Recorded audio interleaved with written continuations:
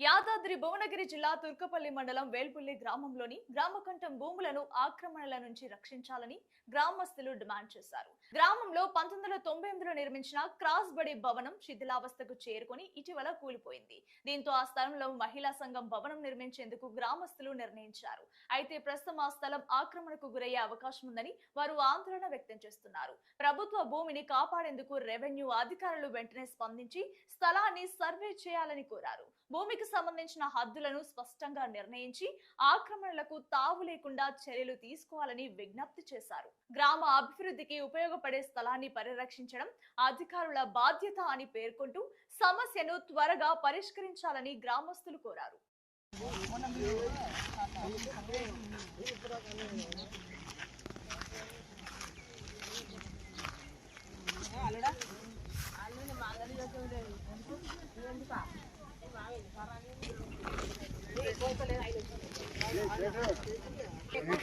వెల్పల్లో మీరు కొలిసింది మాకు అది కావాలి, మ్యాప్ కావాలి.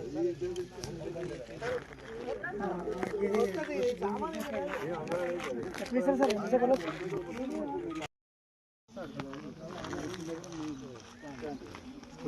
పోతుంది లెక్క అడికెళ్ళి సార్ అర్థం